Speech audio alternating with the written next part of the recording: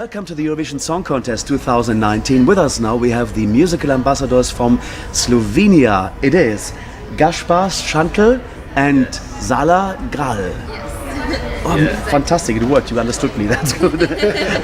Now guys, how did you find each other to do this Eurovision project? We actually found each other way before all that.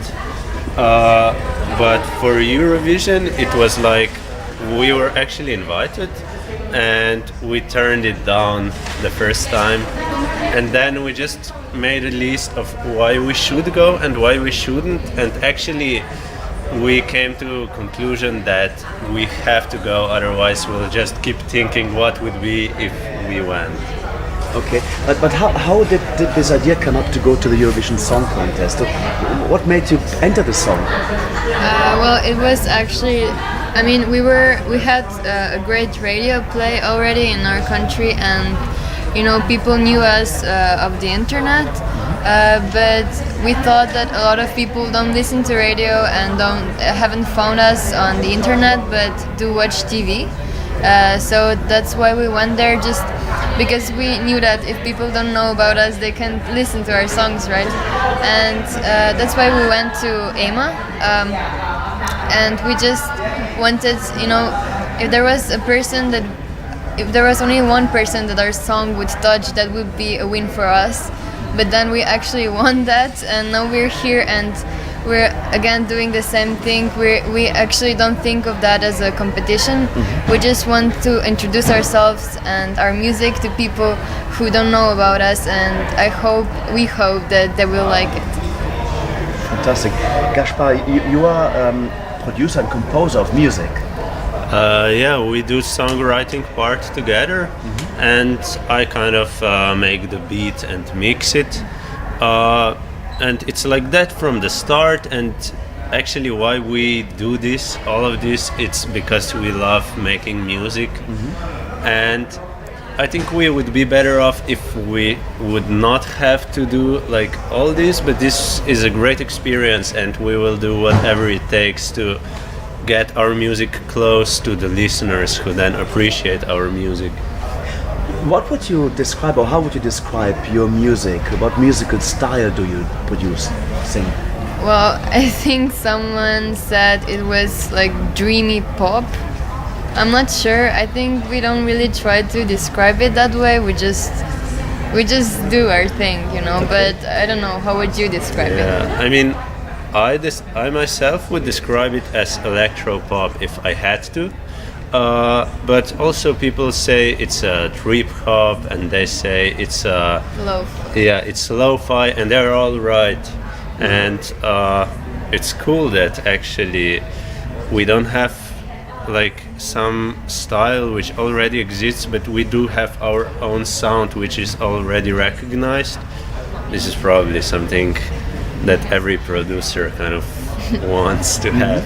Now, do you plan to do some more stuff together after the Eurovision Song Contest? Sure. I mean, we've been collaborating since 2017, and of course we're gonna do that still. And actually, our next single is coming up in the start of June, and it's gonna be in English. Its title is "Come to Me," and it's actually kind of a start of our new story. We're also gonna do something about our name, so it's gonna be more pronounceable. Okay. So yeah, of course we're gonna do music together, because I mean we love to do that. Also, the thing is that since 2017, like September, we were so much into all this that this was actually our job. We are living off of that for some time now, and it was taking. I mean, it was great before Eurovision, and now it's just bigger. And we don't consider Eurovision as our, you know, biggest wish, but we do consider it as a great step on our musical journey. Wow. You know, you say the biggest dream. Now this year's logo is Dare to Dream. So what is your biggest dream then? Maybe right now our dream is kind of connected to the song we're introducing here, which is actually just, for people to actually start accepting themselves and others, because we all say that, but we don't do that. And I think we should start, reminding ourselves that this is the way to actually make this world a good place. So yeah, that's my dream. And also my dream is to go to the beach today. Ah, nice. Yes. That's a very good day, good dream actually. Yeah, mine as well actually. Eurovision, you're part of the Eurovision history, family right now as well. What are your first memories of the Eurovision Song Contest? Any favorites you have? Well, the first time that I actually remember Eurovision was, I think, 2007. I'm not sure. Is that the year that Molitva won? So yeah, that was the first one. But I actually probably watched before that, but I don't remember it. My favorite, is probably Salvador Sobral and Amar pelas dois.